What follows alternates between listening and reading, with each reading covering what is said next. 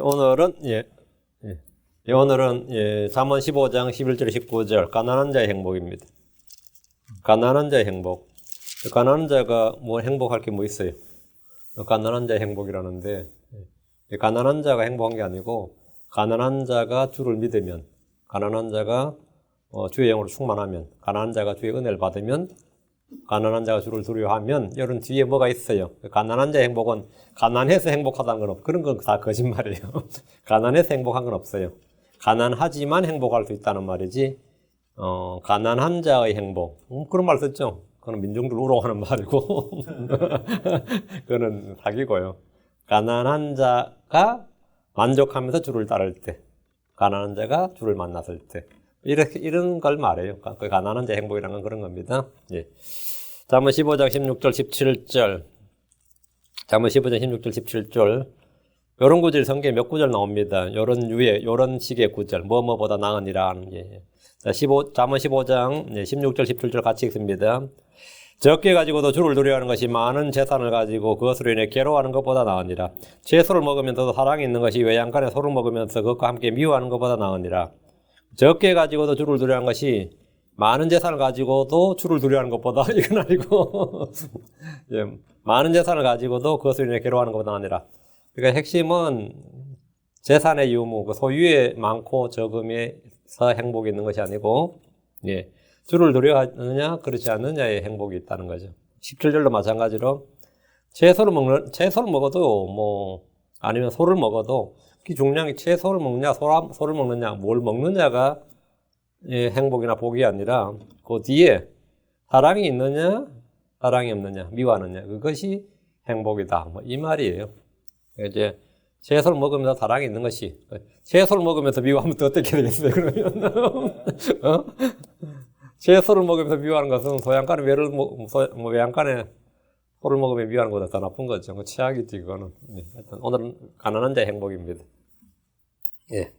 위대하시고 거룩하신 주 하나님 감사합니다. 하나님께서 은혜와 복을 주시 주의 영을 충만케 하셔서 주의 아침 이 주의 첫날 아침에 주의 말씀을 은혜로고 권능있게 선포할 수 있도록 주의 영을 충만케 해주시고 듣는 모든 손들에도 복을 주시고 깨닫는 마음을 주시길 간구합니다. 사랑하는 아버지 하나님 주님 없이는 저희 아무도 알 수 없습니다. 저희가 주를 떠나서 할 수 있는 일이 없습니다. 주께서 베푸신 은혜와 주의 긍휼이 이 시간 어느 때보다 필요합니다. 아버지 하나님 저에게 은혜로이 복을 주시고 주의 영을 부어주십시오. 감사드리며 주의 성기도합니다. 아멘. 네, 오늘 우리가 공부할 잠언은 가난한 자의 행복입니다. 여러분도 이게 학교 다닐 때 이런 거 좀 배웠죠. 뭐 가난한 자의 행복 뭐 그런 거 있죠. 수필 같은 데서도 이런 거 좀 배웠을 겁니다. 이 가난을 제대로 경험해 본 사람은 아무도 가난의 행복, 가난의 복에 대해 동의하지 않습니다. 가난의 행복, 이거는 아예, 그런 말 하는 사람 아예 덜 굶어봐서 그래요. 제대로 굶어보면 그런 말 못해요. 아니, 그런 말 한다는 것은 아직까지 아예 덜 굶은 거예요. 그런 생각을 한다는 자체가 덜 굶어서 그렇지, 제대로 굶어보면, 그건, 그 비참하면 말도 못합니다. 그 비참하면. 사탄이 죽게 말하기를, 욥기 2장 4절에, 가죽으로 가죽을 바꾸니 참으로 사람이 자기 생명을 얻기 위해 자기의 모든 소유를 줄이다. 이 사탄도 바른 말 할 때가 있어요, 이렇게. 응? 참으로 사람이 자기의 생명을 얻기 위해 자기의 모든 소유를 줄이다 했는데 이것은 사람의 본성과 약점을 정확히 꿰뚫어 본 말입니다. 사람이 자기 생명을 얻기 위해서 자기 모든 소유를 주는 것은 흔한 일입니다. 돈을 버느라 평생을 허비한 사람도 자기 몸이 아프면 그 돈을 다 쓸 뿐 아니라 빚까지 내서라도 생명을 얻으려 합니다. 그러나 사람의 생명이 그의 풍부한 소유물에 있지 않습니다. 누가복음 12장 15절에 그들에게 이르시되 탐욕을 주의하고 조심하라. 사람의 생명이 그의 풍부한 소유물에 있지 아니하니라. 그 소유와 존재, 소유와 생명. 사람의 생명 그의 풍부한 소유물에 있지 아니하니라 했습니다. 그렇다고 해서 우리는 가난을 찬미하거나 가난이 좋다거나 가난이 복되다고 하지 않습니다. 절대 그런 건 아닙니다. 가난은 죄도 아니지만 자랑할 것도 아니고 좋은 것도 아니에요. 가난해서 좋은 점은 뭐 있죠. 뭐죠? 잃어버릴 게 없다는 거지. 가난해서 좋은 점은 별로 잃어버릴 것이 없다는 거. 그건 좋은 것 같아요. 또 가난해서 좋은 점은 이건 이제 케이스 바이 케이스이긴 한데 어쨌든 살아남기 위해서 부지런히 일을 해야 된다는 거예요. 부지런해질 수밖에 없어요. 근데 가난하기 때문에 물론 자기는 비참하겠지만 평생을 부지런히 일을 해야 된다는 거예요. 그렇게 부지런히 일해도 나아지는 건 없는데 어쨌든 평생을 부지런히 일한다는 거. 그래서 사치와 쾌락을 추구할 수 없다는 겁니다. 가난 덕분에 늘 긴장감 있게 살고 나태해지지 않았다. 그 하나는 덕분에 내가 죄를 짓지 않았다. 그런 것은 복된 일입니다.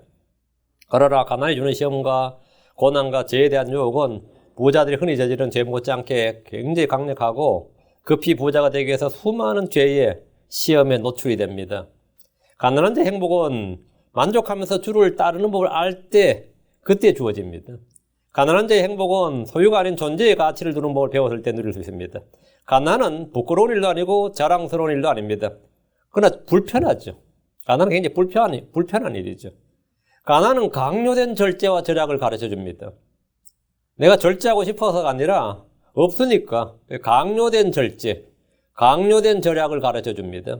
가난은 검소와 절제를 배울 수 있는 가장 강력한 무기입니다. 그럼 가난해지고 싶습니까? 그런 사람 아무도 없습니다. 가난은 죄가 아니지만 그것이 선이나 의가 되는 것도 아닙니다. 가난하기 때문에 선하다, 가난하기 때문에 의롭다, 가난하기 때문에 거룩하다. 그런 건 있을 수 없는 말이에요. 그런 건 없어요. 주님 이스라엘에게 가나안 땅을 주시면서 가난한 자에 대한 의무를 주었습니다. 신명기 15장 4절 11절 그 너희 가운데 가난한 자가 없을 때까지 그리하라. 너희 가운데 가난한 자가 없을 때까지. 그게 이 회사에서 가능한 일이에요. 가난한 자는 주님께서 계속 너희와 함께 있다고 그랬어요. 근데 가난한 자가 없을 때까지 그리하라. 그럼 이 말은 뭐냐면 영원히 그렇게 하라 이 말이에요. 주 내 하나님께서 내 상속재산으로 내게 상속재산으로 주사 소유하게 하시는 땅에서 주께서 내게 큰 복을 주시리니. 신명기 15장 11절 가난한 자가 그 땅에서 결코 그치지 아니하리라. 가난한 자가 그 땅에서 결코 그치지 않는다면, 그럼 가난한 자가 없을 때까지 한다면 뭐죠? 영원히 하라 이 말이죠.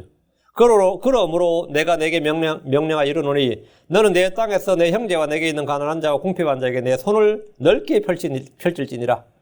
구제하고 선을 베풀고 이 사랑을 나누는 이런 일들을 말이죠. 언제까지? 영원히. 이것은 하나님의 백성으로서의 의무고 특권입니다. 교회 역시 동일한 명령을 받았습니다. 갈라디아서 2장 10절에 다만 그들은 우리가 가난한 자들을 기억해 줄 것을 원하였는데 바로 그 일은 나 역시 열심히 행하던 바라.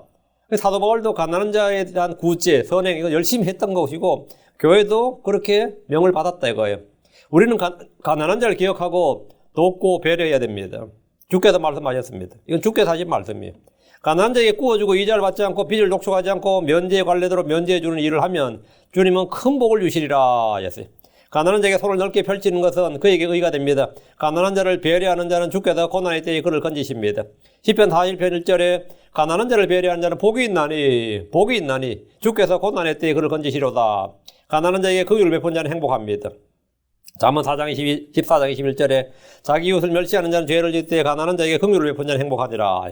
가난한 자에게 빵을 주는 자는 관대한 자요 그는 복을 받습니다. 잠언 22장 9절에 관대한 눈을 가진 자는 복을 받으리니 이는 그가 자기 빵을 가난한 자에게 주었기 때문이니라. 그럼 가난이 좋고 복된 것이냐? 그건 아닙니다. 거기는 아무도 동의하지 않습니다. 가난한 것이 복된 일이 아니라 가난하지만 행복하고 복된 자가 될 수 있고 가난하지만 기쁨과 평강을 누릴 수 있고 가난하지만 주를 믿고 섬길 수 있고 따를 수 있고 가난해도 얼마든지 만족하면서 주를 따를 수 있다. 이것이 가난한 자의 행복이고 복입니다. 가난이 복이란 말은 아니고요. 가난한 가운데서도 가난한 자도 이것은 전부 다 하늘에 속한 영적인 복은 동일하게 주어진다 이거예요. 가난해도 주를 두려워하는 일은 얼마든지 할 수 있습니다. 돈 든 일 아닙니다. 가난해도 예수 믿는 일은 돈 든 일 아니에요.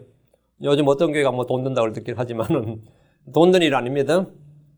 가난해도 주를 믿는 일은 아무 어려움이 없습니다. 오히려 더 좋은, 더 의지할 수 있는 여건이 됩니다. 마태복음 5장 3절에 주께서 영이 가난한 자들은 복이 있나니 하늘의 왕국이 그들의 것이기 때문이요. 영이 가난한 자는 복이 있다 했죠. 누가복음 6장 10절 그분께서 자기 제자들 향해 눈을 드시고 이르시되 너희 가난한 자들은 복이 있나니 하나님의 왕국이 너희 것이기 때문이요. 너희 가난한 자들은 복이 있나니 이것을 가난한 자의 행복이라고 합니다. 이걸 가난한 자의 행복이랍니다. 자, 그럼 본문을 보겠습니다.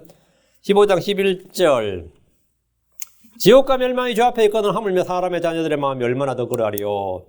지옥과 멸망도 주 앞에 있다는 것은 주께서 지옥을 만드신 분이기 때문입니다.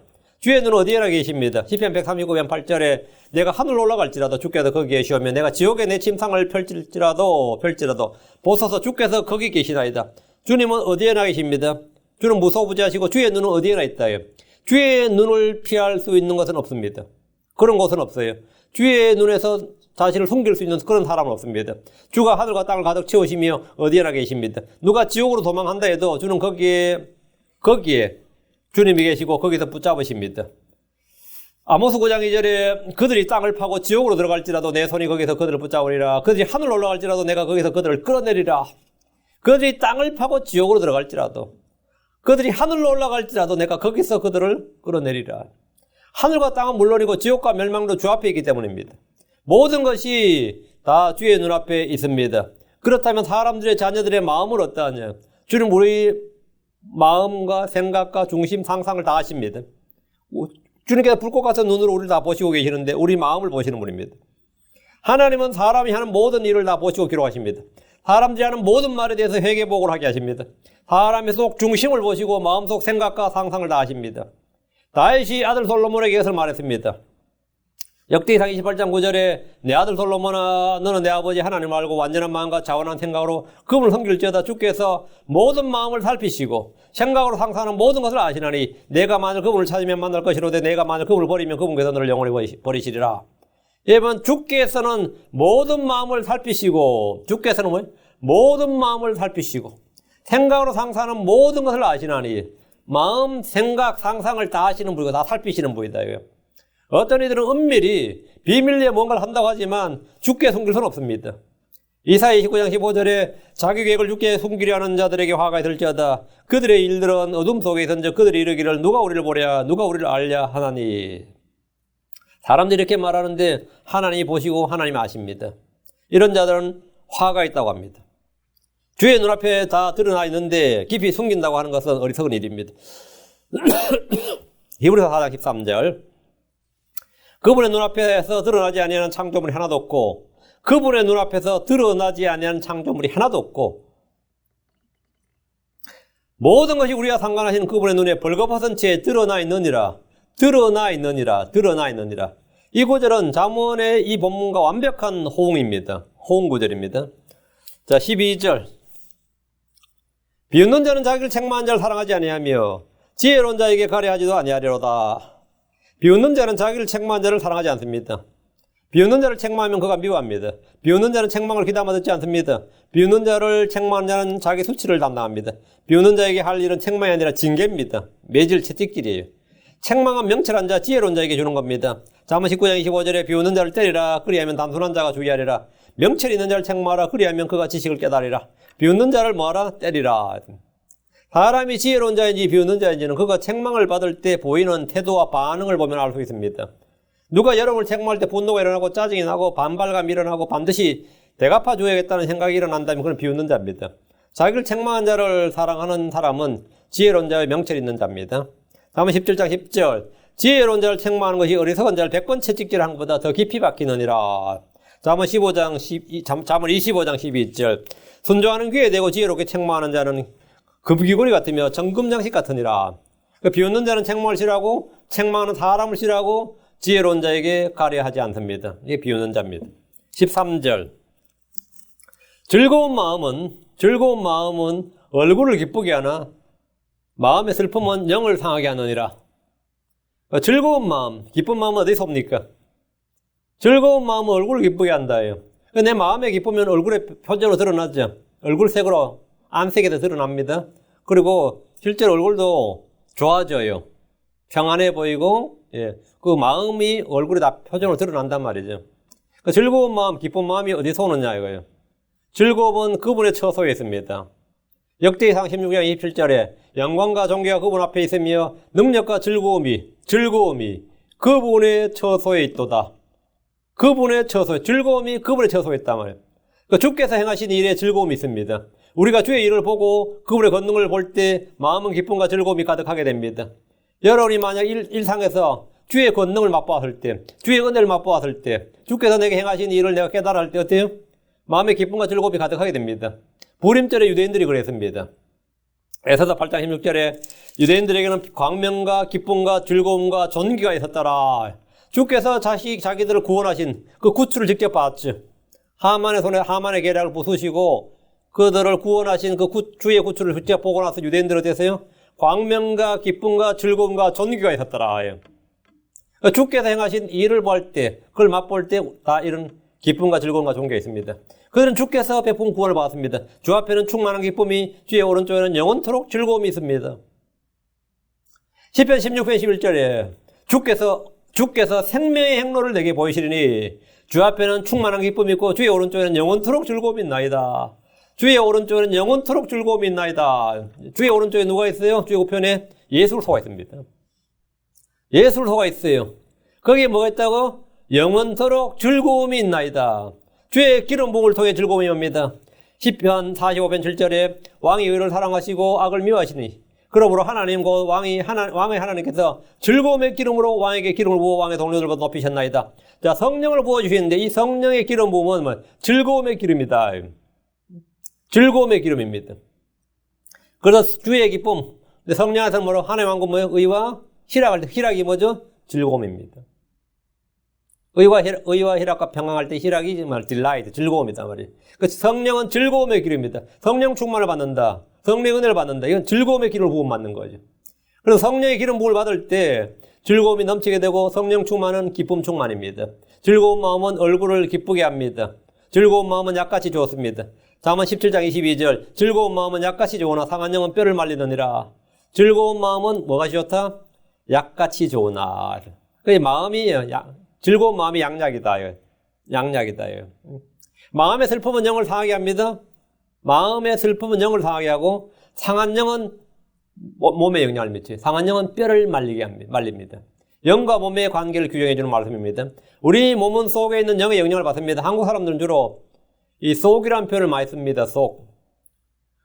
이제 영이 상했다 그러지 않고 한국은 속이 상했다. 이렇게 한국 사람들이 속이라는 표현을 쓰는데 속이 상하다. 속이 시원하다. 속이 끓는다. 이게 속이 사람의 영입니다. 그 한국말에 이게 영이라는 표현이 이제 제대로 없었기 때문에 그 깊은 이게 그냥 정신, 마음, 감정이 아니라 더 깊은 뭐가 있는 거 있죠. 그때 표현한 게 뭐죠? 속이라 했어. 속이 끓는다. 속이 말이야 있다. 그리고 뭐라 그러죠? 속병 든다. 그렇죠? 속병 든다. 그게 뭐냐면 영이 상했다 이 말입니다. 속병 들었다고 할 때 속병이 뭐냐? 영이 상한 겁니다. 영이 상했다. 상한 영은 뭔다? 뼈를 말린단 말이에요. 그러면 이제 뭐 여러 가지 질병이 막 나타나는 거예요. 속병이 들면 계속 속이 상하고 서양 사람들이 이제 그런 뭐라 그래 간단히 스트레스 받았다는데 그건 훨씬 더 깊은 이야기입니다. 영이 상했다. 마음의 슬픔이 영을 상하게 하고 상한 영은 뭐냐? 뼈를 말립니다. 잠언 18장 14절에 사람의 영이 그의 병약함을 지탱하려니와 상처 입은 영은 누가 감당하리요? 상처 입은 영은 누가 감당하리요? 없다 이거죠. 마음이 속이 상해버리면 이건 뭐 속의 병이 속병이 들어버리면 이건 어떻게 할 수가 없다. 상처 입은 영은 누가 감당하리요? 물론 주의 기름 부음이 필요합니다. 치유는 거기서 시작됩니다. 내 마음의 이 영이 치유받아야 돼요. 그래서 이 즐거운 마음이 임하고 즐거움이 되죠. 즐거운 마음은 얼굴을 기쁘게 하는. 그러면 육체가 치유받는 겁니다. 이게 하나님의 치유 방법입니다. 그 속에서 일단 치유가 돼야 돼요. 그 속에서 일단 치유가 되고 다음 그럼 혼의 낙담이나 불안이나 근심이나 걱정이 해결되죠. 그러면 몸에 질병 뭡니까? 지금 몸에 병을 안고 있는데도 표정이 좋아요. 얼굴이 좋아. 그럼 사람들이 전부 다 놀라죠. 그럼 의사도 놀라요. 그럼 14절입니다. 명철이 있는 자의 마음은 지식을 구하거니와 어리석은 자들의 입은 어리석음을 먹고 사느니라. 명철이 있는 자의 마음은 지식을 구한다. 지식과 지혜와 명철은 밀접한 관련이 있지만 차이가 있습니다. 지식은 사실관계에 대한 정보입니다. 지식은 사실관계에 대한 정보예요. 지식은 뭔가를 아는 겁니다. 지혜는 뭐죠? 지식을 활용하는 힘입니다. 지식이 있어도 지혜가 없는 이들이 있고 지식은 없는데 지혜가 있는 사람이 있습니다. 예전 어른들 보면 배운 게 없어서 지식은 별로 없는데 삶에 지혜가 있는 사람들이 있어요. 실제 그런 사람도 있습니다. 이 지혜가 있는 사람들은 지식이 있는 사람을 활용합니다. 지혜가 있는 사람이 리더가 되면 지식이 있는 사람들, 아이비리그에서 석사, 박사학위 받아온 애들을 자기 부하로 둘 수 있어요. 그리고 사업도 일으키고 경영도 잘합니다. 반대는 안 돼요. 반대는 안 됩니다. 지식 있는 사람이 리더가 되면 밑에서 그렇지 못한 사람 죽어납니다. 그것도 모르냐고 계속 하면서 막 난리가 나기 때문에 지혜로운 사람이 지식 있는 사람을 자기 부하로 쓰면 그건 아주 잘 돼요. 전혀 문제 없습니다. 그거는 아주 이상적인 거예요. 그러니까 지혜가 있는데 내가 지식이 없으면 뭐죠? 그럼 빌려 쓰면 됩니다. 그 뭐 내가 못한 그런 사람은 고용 광고 내가지고 채용하면 돼요. 법에 대해 법률 지식이 부족하면 변호사 고용하면 되고 회계 지식이 부족하면 뭐죠? 회계사 고용하면 되는 거죠. 그런 사람들 고용하면 돼요. 그 독자한 놈들 고용하면 된다고. 그 이 미국의 아이비리그에도 그래요. 여기는 이 기부 입학제도가 있다고. 그 여러분 조지 부시 알죠? 그 대통령. 그런 사람은 뭐 일반 대학 가기도 힘든 사람인데 어쨌든 사례 하버드 나왔나 예일 나왔나 모르겠네. 나왔죠? 그 사람들 가서 하는 일이 그런 사람들 많습니다. 그 똑똑한 애들 전부 자기 집사로 쓰려고 똑똑한 놈들 불러다가 자기 집사로 나중에 쓰려고 그 명문대 보낸다 그래요. 그 부모들이. 그 똑똑한 애들 친구 맺어놔가지고 걔들 전부 다 나중에 불러다가 자기 집에 집사로 쓰려고 한마디로 말하면 뭐죠? 자기 재산 관리하고 불리게 하는데 쓰려고 그 똑똑한 애 구하려고 걔를 보낸대. 걔들 대학 가서 상관없는 사람들이에요. 대학 안 가도 뭐 거대한 정유회사 있는데 텍사스에 석유회사가 있고 말이죠. 뭐 구단도 야구 구단 메이저리그 야구 구단도 하나 다 가지고 있고 뭐 엄청 부자입니다. 그럼 뭐예요 그 사람들은? 맡길 수 있는 사람들 필요한 거지. 그러니까 지식 있는 사람들을 활용하는 거예요. 활용하는. 예. 그러니까 지혜는 뭐다고? 지식을 활용하는 힘입니다. 명철은 지식과 지혜를 선악간에 분별하는 겁니다. 명철이란 건 뭐냐면 선악간에 하나님과의 관계성 속에서 하나님과의 관계성 속에서 선한 것, 의로운 것을 따르는 것이 명철입니다. 명철은 한마디로 분별력에 관한 겁니다. 분별력. 그러니까 내가 지식 있고 지혜가 있는데 그걸 계속 악한 데 쓰면 어떻게 되는 거죠? 그러니까 명철이 없는 자라 그래요.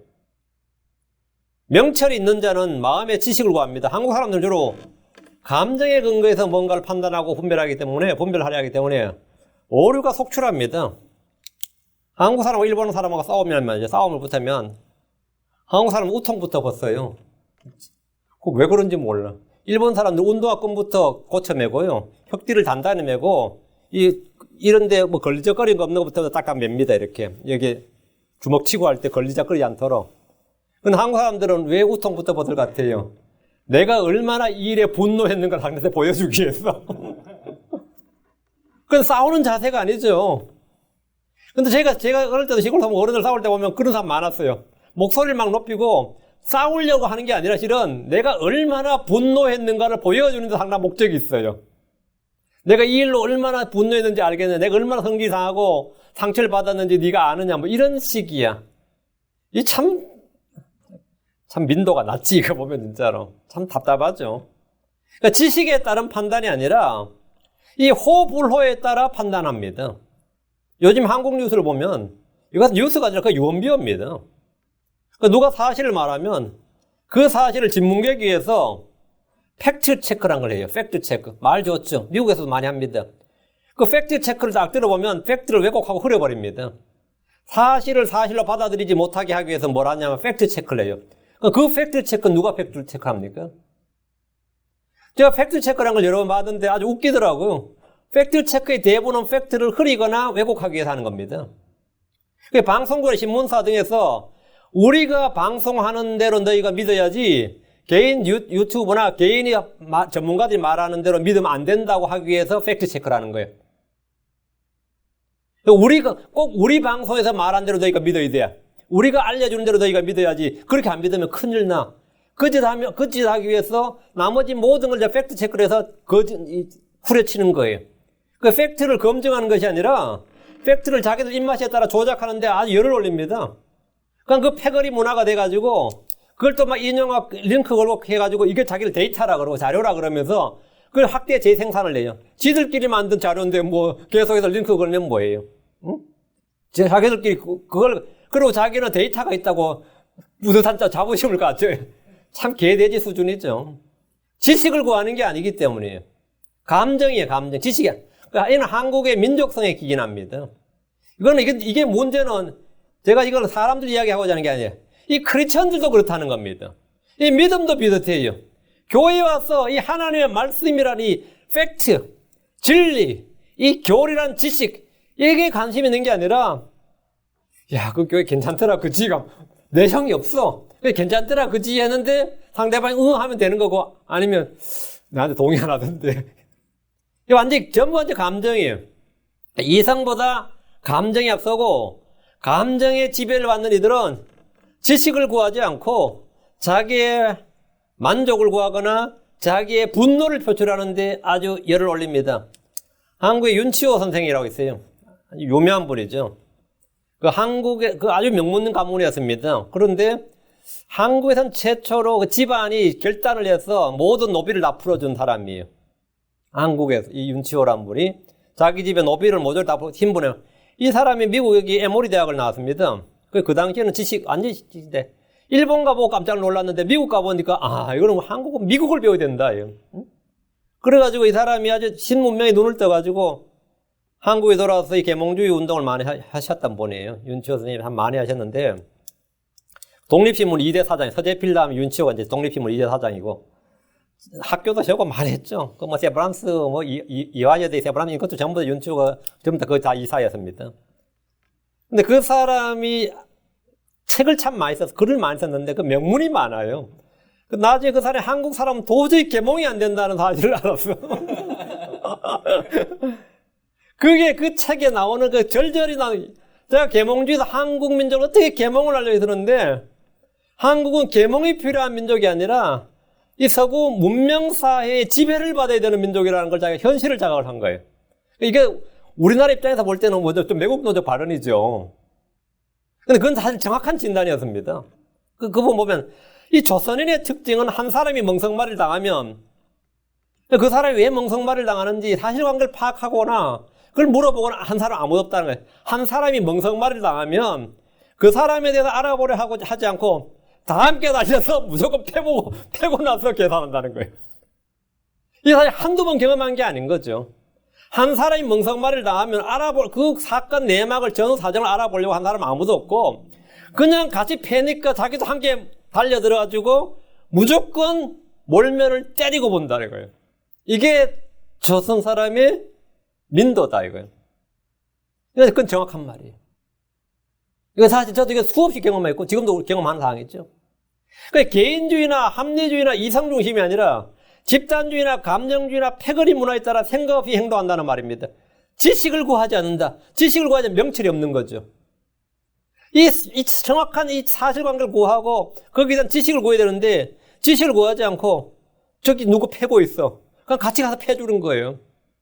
그냥 같이 가서 패주는 거 일단. 근데도 조선인들은 머리가 비었는데도 잘난 척하고 싶어서 몸이 살아오른다. 조선인들은 자기 잘못을 인정하기보다 고집부리고 변명하기에 급급하다. 그래야만 자신의 체면과 자존심이 선다고 착각하기까지 한다. 그 책들에 이런 글들이 쭉 나와요. 근데 이게 읽어보면 나도 같은 사람으로서 반박 불가의 팩트예요. 기분은 엄청 나쁘지만 이건 진짜 팩트입니다. 그런데 이것이 교회의 크리스천들, 이 교회 안에서 똑같다는 겁니다. 왜? 그런 사람들이 다 교회에 오니까. 어떤 일이 생기면 사실관계를 파악하기 전에 뭐죠? 사실관계를 파악하려 하지 않고 그놈 잘못했나 보네. 이래요. 여러 사람이 그 사람 욕하는 거 보니까 그 사람 잘못했나 보네. 이런 식이라고. 교회에서 마찬가지입니다. 남들이 그렇게 안 믿는 거 보니 그게 아닌가 보네. 이단인가 보네. 이 지식을 구하지 않는 거예요. 크리스천들이 언제나 교리의 바탕을 두고 냉철하게 생각해야 되는데 지식을 구하지 않는 분별력 없는 성도들은 언제나 느낌을 따르고 집단에 동조합니다. 그래서 이 양반이 한 유명한 말이 조선인은 10%의 이성과 90%의 감성으로 살아간다. 이걸 잘 활용하면 교회에 부흥할 수 있어요. 이 90%의 감성에 치중해야 된다. 10%의 이성에 치중하면 뭐 되는 거죠? 평생 교회 해봐야 별 적이 안 돼요. 90%의 감성으로 살아가려면 뭡니까? 일단 찬양부터. 뜨겁게. 일단 찬양부터 뜨겁게. 찬양부터. 이게 돼야 돼. 지식을 구하지 않는 명철 없는 우리의 모습을 그대로 보여주는 말입니다. 지식을 구하지 않는. 다시 9절입니다. 어리석은 자들의 입은 어리석을 먹고 사느니라. 어리석을 먹고 산다는 것은 이 세상의 지혜를 먹고 산다는 말입니다. 고린도전서 3장 19절에 이 세상의 지혜는 하나님께 어리석음이니 그랬죠. 그 어리석은 자들이 입은 어리석음을 먹고 산다 이 말은 뭐죠? 하나님께 어리석음이 되는 이 세상의 지혜를 먹고 산다 이거예요. 당연하죠. 다 이 세상의 지혜를 먹고 살죠. 개똥철학이라도 그걸 막 떠들잖아요. 그걸 먹고 살고 그걸 떠들고. 그 어리석은 자들이란 하나님의 존재를 부정하고 하나님이 없다고 하는 자들이지. 어리석은 자는 거짓말하는 입술로 미움을 감추고 헐뜯는 말을 내는 자입니다. 어리석은 자는 해악을 향하며 해악을 오락과 같이 여기는 자들. 어리석은 자는 마음이 교만하고 교만한 말을 내는 자입니다. 어리석은 자는 죄를 조롱합니다. 어리석은 자는 아버지 훈계를 멸시하고 자기 어머니를 멸시합니다. 어리석은 자는 지혜의 마음을 두려워하지 않고 명철을 기뻐하지 않습니다. 자기 마음을 신뢰한 자는 어리석은 자입니다. 말이 조급한 자는 어리석은 자입니다. 어둠 속에 다니는 자는 어리석은 자입니다. 속보다 겉을 중시하는 자는 어리석은 자입니다. 부활이 없다고 하는 자는 어리석은 자입니다. 말씀을 듣기만 하고 행하지 않는 자는 어리석은 자입니다. 어리석은 자들이 입은 어리석음을 먹고 산다는 것은 그들이 이런 불신의 말을 하며 이런 지식과 지혜를 세상에서 뭐 교양이니 뭐 문화니 철학이니 뭐 하면서 이런 걸로 먹고 사는 겁니다. 오늘날 소위 학자들이니 교수니 전문가들이니 종교인들이라고 하는 이들이 어리석음을 쏟아내며 먹고 삽니다. 어리석음을 쏟아내며 먹고 살아요. 이런 어리석음을 쏟아내면서. 그 어떤 이제 소위만 전문가들이라는 사람이 나와서 뭐 어떤 걸 진단하고 하는 거 보면, 뭐 진화론적 관점에서 어쩌고저쩌고 막 이렇게 이야기하고, 사람이 어떻게 한계에 적응하려고 막, 하여튼 유식 한 말 다 끄집어내는데, 제가 이렇게 들어보면, 그게 아니고 죄 때문이에요. 그게 아니고 그건 사실 인간의 본성이 죄악되기 때문인데, 전혀 그게 아니라고.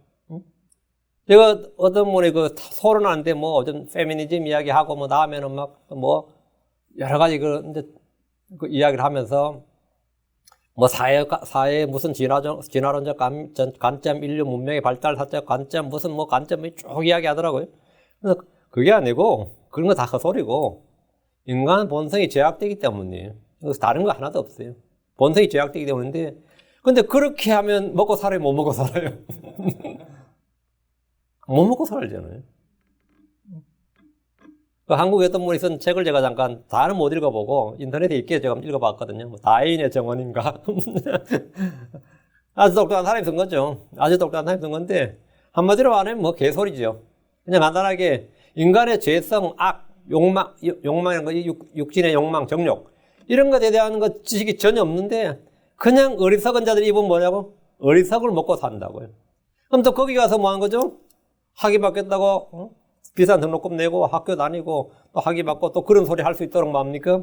교수 자료 하나 얻으려면 또 무슨 강사 자료도 하나 얻으려면 말이죠. 또 그렇게 아양을 떨고 그렇게 사는 거예요. 그들은 전문적인 지식을 잘하는 것 같지만 그들의 입에서 나오는 대부분의 말은 진리와 동떨어진 헛소리요 거짓에 불과합니다. 그래서 뭘 먹고 산다? 어리석음을 먹고 살아요. 한평생을 잘 먹고 살지. 한평생 그들의 입은 그러면서 명사 강의, 명사 특강, 명사 초청 뭐 하면서 강연료 받아가면서 잘 먹고 잘 삽니다. 잘 먹고 잘 살아요.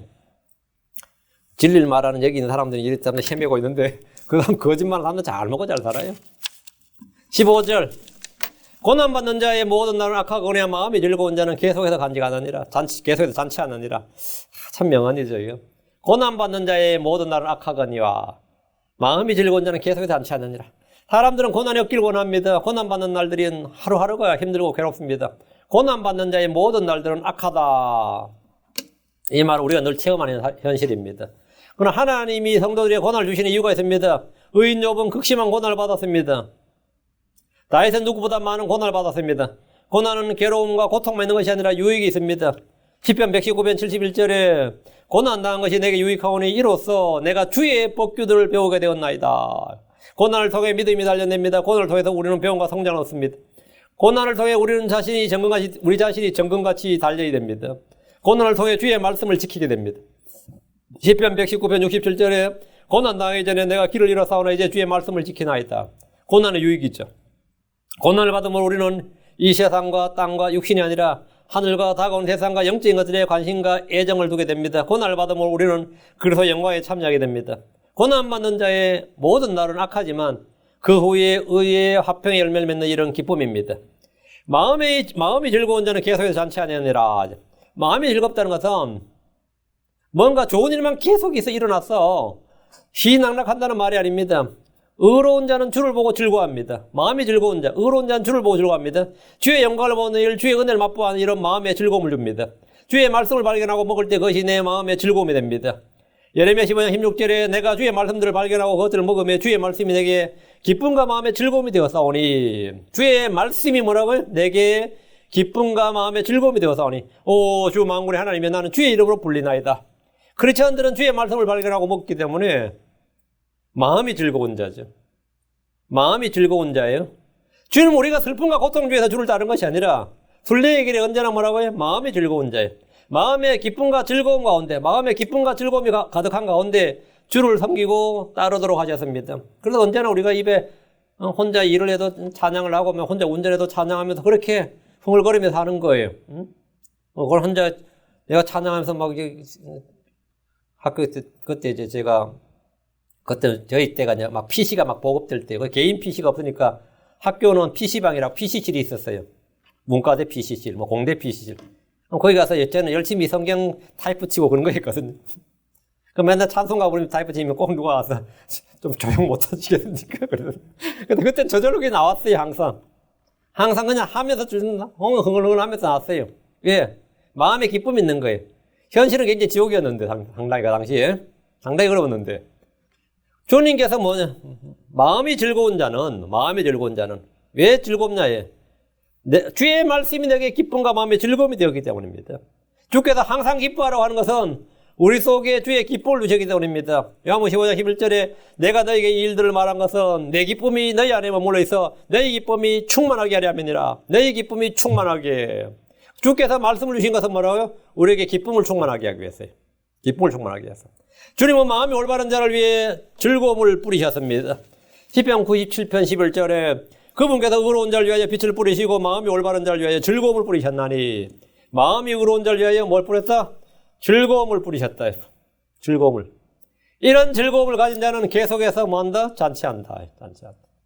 이것이 성도들의 영적인 삶입니다.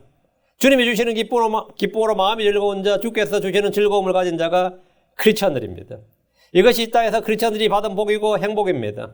시편 1편 2절에 복 있는 자들이 나옵니다. 복 있는 자는 나오죠. 시편 1편이 복 있는 자들 나오기 시작해요. 시편 1편 2절. 그러나 그의 즐거움은 주의 법 안에 있고 그러나 뭐라고? But his delight is in the law of the Lord. 그러나 그의 즐거움은 주의 법 안에 있고 또 그분의 법 안에서 and in his law he meditates day and night. 그가 계속해서 뭐라고요? 주야로 또 그분의 법 안에서 그가 주야로 묵상하는도다. 즐거움이 어디 있다? 주의 법 안에 있다. 주의 말씀이 내게 기쁨과 즐거움이 되었다. 그러니까 주의 법 안에 즐거움이 있다면 그런 날마다 기쁨으로 잔치를 계속할 수 있습니다. 16절. 적게 가지고도 주를 두려워하는 것이 많은 재산을 가지고도 그것으로 인해 괴로워하는 것보다 나으니라. 본문은 가난한 자의 행복을 다룬 유명한 구절입니다. 가난한 자도 행복할 수 있다예요. 가난이 행복이란 말이 아닙니다. 가난한 자가 행복할 수 있다예요. 가난을 적게 가지고도 주를 두려워하는 것. 그것이 행복이다예요. 적게 가진 자와 많은 재산을 가진 자 중에 누가 더 나으냐 하면 당연히 많은 재산을 가진 자가 더 나은 자입니다. 그러나 소유의 많고 적음이 생명의 유무가 아니고 행복의 유무를 판단하고 결정한 것이 아닙니다. 적게 가지고도 주를 두려워하면 그의 가난은 아무 문제 되지 않습니다. 주를 두려워하는 것이 그의 보배요 지식의 확고함입니다. 주를 두려워하는 것이 지혜의 시작입니다. 적게 가지고 주를 두려워하는 것이 많은 재산을 가지고도 주를 두려워할 줄 모르고 의를 모르는 자보다 낫습니다. 나발은 많은 재산을 가지고 있었습니다. 그러나 그는 어리석은 자였고 주를 두려워할 줄 모르는 자였습니다. 그는 다윗에게 죽임을 당할 뻔했으나 갑자기 급사했습니다. 아합은 왕이었고 부자였습니다. 그는 나봇의 포도원을 빼앗지 못해 병이 들었습니다. 이게 황당하죠. 그 재산 많은 사람이 나봇의 포도원을 못 빼앗아서 병이 들었어요. 나사로는 가난한 자였습니다. 그는 죽어서 아브라함의 품으로 갔습니다. 죽어서 잘 살았지. 호화로 입고 먹던 부자는 죽어서 지옥 갔습니다. 잘 살다 죽어서 아주 고생 많았죠. 지금도 고생 중입니다. 누가 나았습니까? 적게 가지고도 주를 두려워하는 것, 주를 믿는 것, 은혜와 성령으로 충만하는 것은 복된 일입니다. 그는 행복한 자요, 복된 자입니다.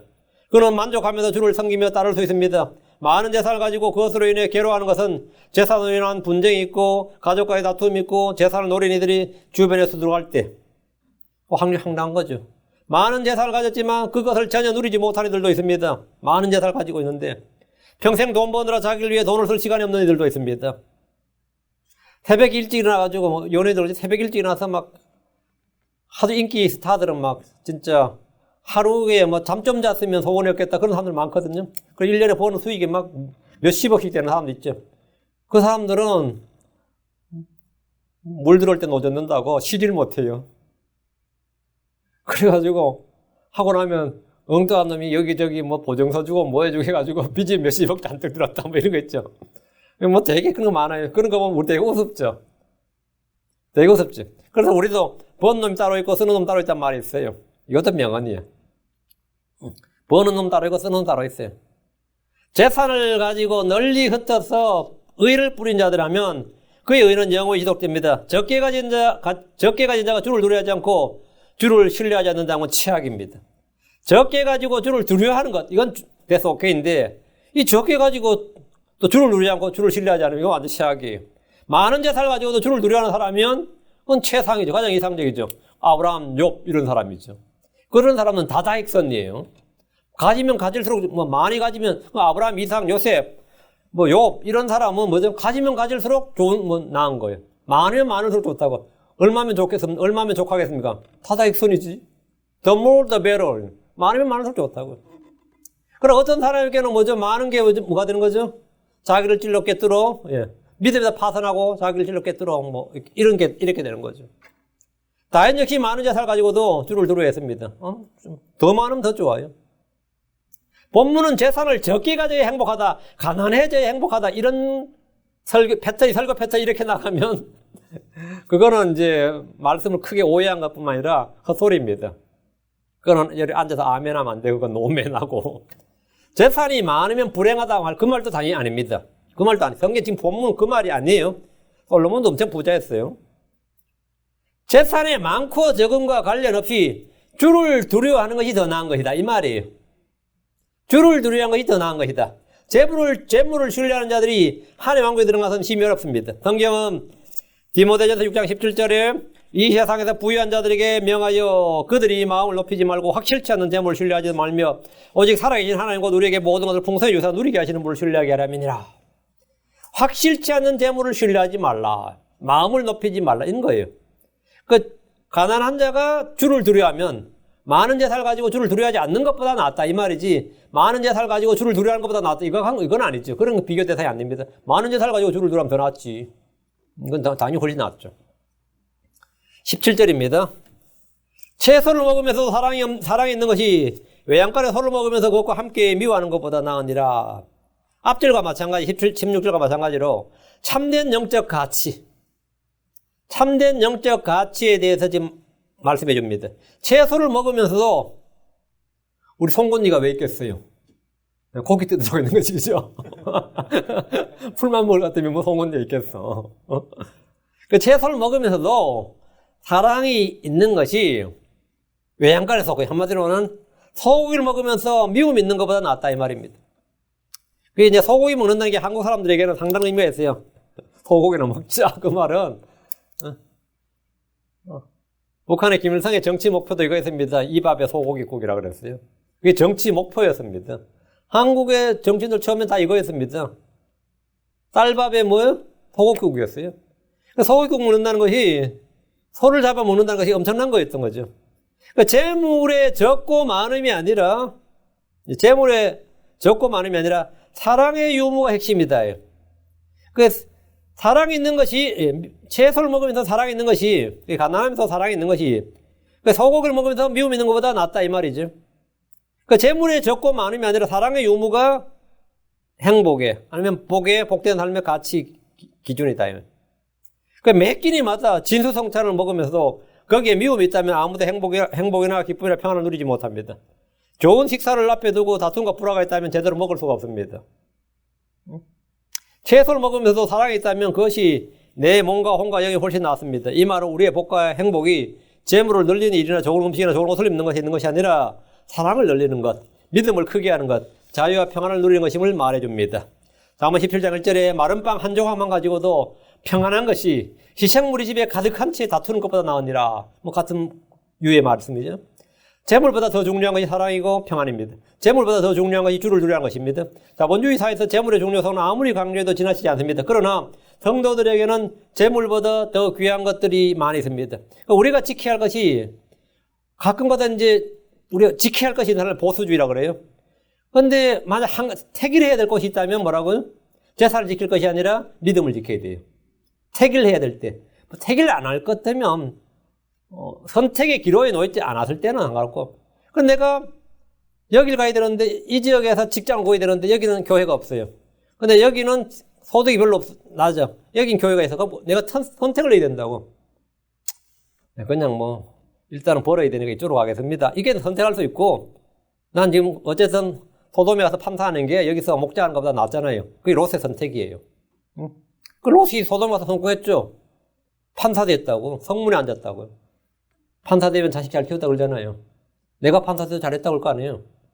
그러니 그냥 아브라함과 같이 있으면서 광야에 있는 것보다 어때요? 초월에 있는 것보다 나아요, 안 나아요? 그게 선택의 기로라고. 이 선택의 기로에 있을 때 뭘 선택할 것이냐면 여기서 가면 마른 빵 한 조각이고 여기 가면 평안이 있다 하면 어느 걸 선택해야 된다고요?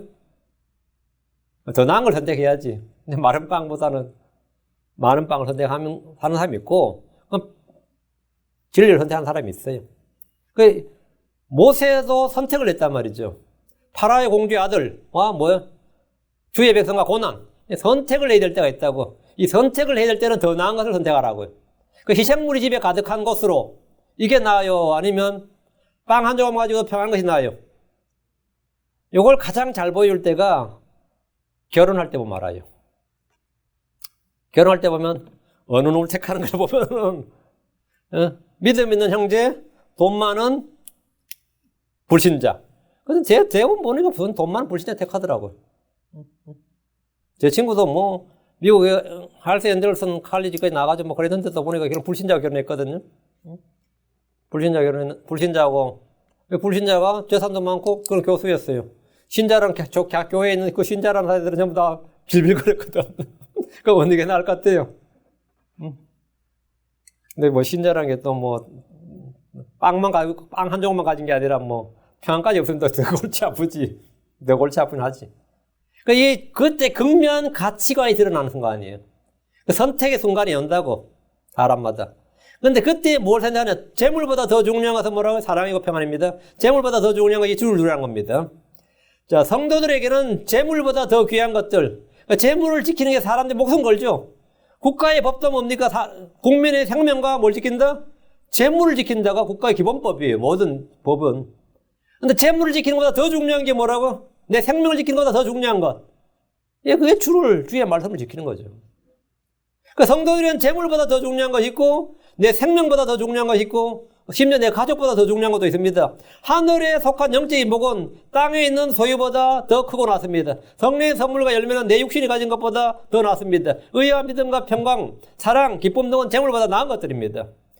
시편 37편 16절에 한 의로운 사람의 적은 소유가 많은 사악한 자들의 풍부한 재물보다 더 나으니라. 더 나으니라. 우리가 이런 진리에 동의하지 못하면 언제나 더 나은 것이 아니라 더 나쁜 것을 추구하게 되고 택하게 될 겁니다. 우리는 더 나은 것들을 알고 더 나은 것들을 추구해야 됩니다. 전도서 4장 6절에 한 손에 가득하고 평온한 것이 두 손에 가득하고 해산의 고통을 겪으며 영을 괴롭게 하는 것보다 더 나으니라. 성경이 지금 더 나은 것에 대해서 계속 말하는데 이거는 평소에는 문제가 안 됩니다. 평소에는 선택할 것도 없고 언젠가 우리가 인생에서 선택을 해야 될 순간이 있어요. 하나님께서 우리에게 그런 환경을 꼭 두십니다. 그때 나의 가치관과 믿음을 보여줘야 될 때가 있습니다. 나의 온전한 것을 입증해야 될 때가 있다고 내 믿음을 입증해야 할 때가 있어요. 그때 더 나은 것을 택하라 이 말이에요. 참 어려운 일이지 근데 이 교회 다니는 사람들에게는 어려운 일이 아니길 바랍니다. 18절 몹시 노하는 자는 다툼을 일으켜도 분노하기를 더디하는 자는 다툼을 그치게 하느니라. 흔히 다혈질인 사람, 성격이 급한 사람에 대해서 말하지만 몹시 노하는 것, 급히 노하는 것은 성격이나 기질의 문제가 아니라 영의 문제입니다. 몹시 노하는 자는 다툼을 일으킵니다. 급히 노하는 자는 어리석게 행합니다. 크게 진노한 자는 벌을 받습니다. 까닭 없이 자기 형제에게 화를 내는 자는 심판의 위험에 처하게 됩니다. 노하는 자, 성내는 자에 대해서 성경이 이렇게 말합니다. 잠언 29장 22절 노하는 자는 다툼을 일으키고 성내는 자는 많이 범법하느니라. 노하는 자는 다툼을 일으키고 성내는 자는 많이 범법하느니라. 48절 분노하기를 더디하는 자는 다툼을 그치게 하느니라. 하나님 분노하기를 더디하시는 분입니다. 느헤미야 9장 11절 그러나 주는 항상 용서하시는 하나님이시여 은혜로우시며 긍휼이 많으시며 분노하기를 더디하시며 큰 친절을 베푸시는 분이시므로 그들을 버리지 아니하셨나이다. 분노하기를 더디한다는 것은 오래 참으신다는 말입니다. 시편 103편 18절 주께서는 긍휼이 많으시고 은혜로우시며 분노하기를 더디하시고 긍휼이 풍성하시니라. 시편 145편 8절 주께서는 은혜로우시며 동정심이 많으시고 분노하기를 더디하시며 긍휼이 크시도다. 분노하기를 더디하시며 분노하기를 더디하는 자는 주님의 성품을 가진 자입니다. 분노하기를 더디한다는 말은 뭐죠? 모든 걸 참고 견디고 오래 참는 거죠. 그 인내란 말이죠. 그리고 분노하기를 더디한다는 것은 주의 영을 따르고 사랑이 있는 사람입니다. 사랑은 모든 걸 참습니다. 사랑은 모든 걸 견딥니다. 성례의 열매 중 하나가 오래 참음입니다. 분노하기를 더디하는 자는 자기 영을 다스린 자로서 용사보다 낫고 도시를 취하는 자보다 낫습니다. 잠언 16장 32절에 분노하기를 더디하는 자는 용사보다 낫고 자기 영을 다스린 자는 도시를 취하는 자보다 나으니라. 그리스도의 그리스도의 마음을 가진 자는 분노하기를 더디하고 오래 참습니다. 성령을 따르면 분노하기를 더디합니다. 그러나 육신을 따르는 때 쉽게 성질을 내고 화를 내며 자기 감정을 억제할 줄 모릅니다. 19절 게으른 자의 길은 가시나무 울타리 같으나 의로운 자의 길은 평탄하게 되느니라. 게으른 자의 길과 의로운 자의 길을 비교하는데 일반적으로 게으른 자와 부지런한 자 이렇게 비교를 해야죠. 그래야 대꾸가 맞잖아요. 불의한 자, 의로운 자, 죄인과 의인을 비교하는 것이 정확한 대꾸고 잠언은 항상 그런 식의 대꾸입니다. 근데 지금 본문은 게으른 자와 의로운 자의 길을 대꾸로 제시하는데 이는 게으름이 죄입니다. 게으른 자가 죄인이란 말이에요. 그 죄인의 길은 가시나무 울타리 같은 아인데 이 죄를 짓는 죄인, 그런 죄인이라 게으름이 뭐라고요? 예, 죄다 이 말이에요. 그 게으른 자를 죄인들 중에서 뭐 살인자도 있고 탐욕자도 있고 음탕한 자도 있고 근데 그 중에 하나가 뭐냐면 게으른 자예요. 그 게으른 자의 길은 가시나무 울타리 같으나 이렇게 된 거죠. 이 본문의 의미가 저기 그런 겁니다. 예.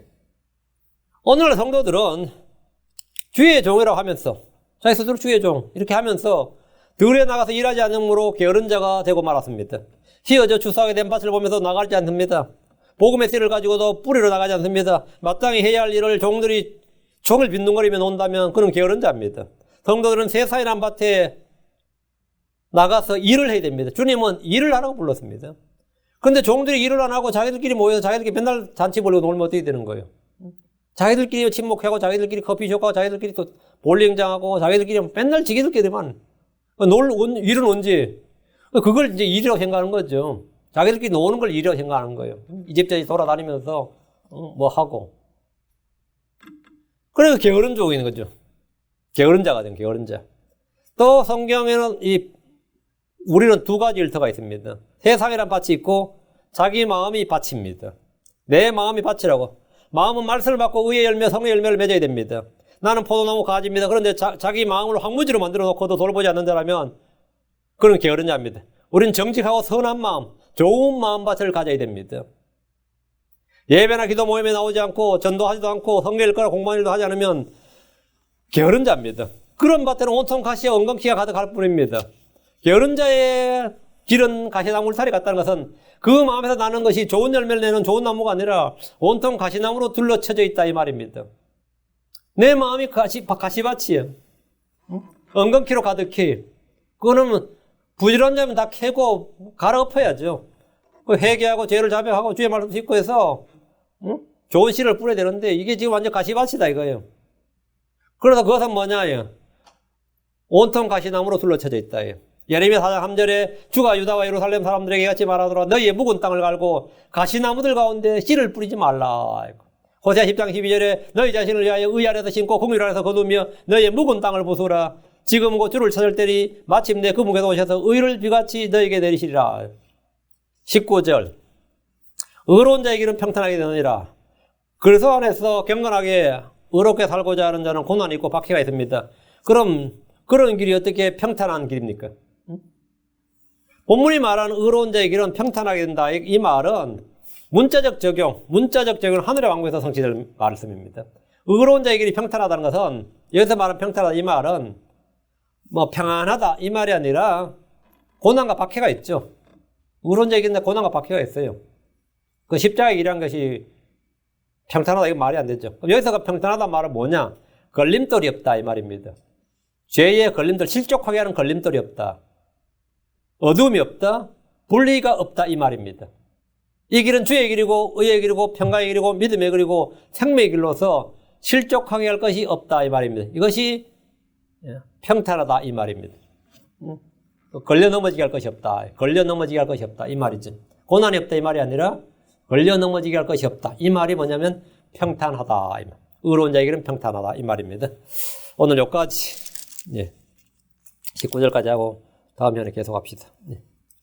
기도합니다. 위대하시고 거룩한 주 하나님 감사합니다. 하나님께서 오늘 말씀을 전해주셔서 들려주셔서 감사합니다. 아버지 하나님, 저희가 계속해서 하나님의 말씀에 꾸준히 거하게 하시고 이 말씀이 주는 참된 진리, 또 저희가 지식을 구하는 명철 있는 자가 되게 하셔서 저희가 아버지 감정에 따라 육신에 따라 판단하고 생각하는 것이 아니라 주의 말씀을 따라 교리의 틀에 따라서 아버지는 건전한 지식에 따라서 그렇게 저희가 생각하고 판단하게 하시고 주를 따르게 해 주시옵소서.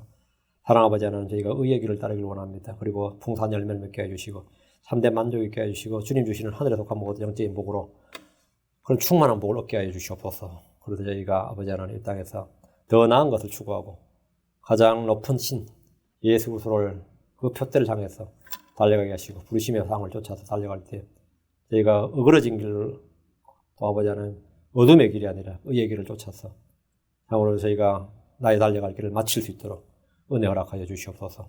주 앞에서들 저희가 서로 신실한 종으로, 더 나고 신실한 종으로 그렇게 인정받게 해주시고 부끄러울 것이 없는 일꾼으로 인정받도록 인도해 주시옵소서. 주의 유혹과 상속을 풍성히 받을 수 있는 그런 믿음의 성도를 되기를 원합니다. 감사드리며 주의 성기도합니다. 아멘.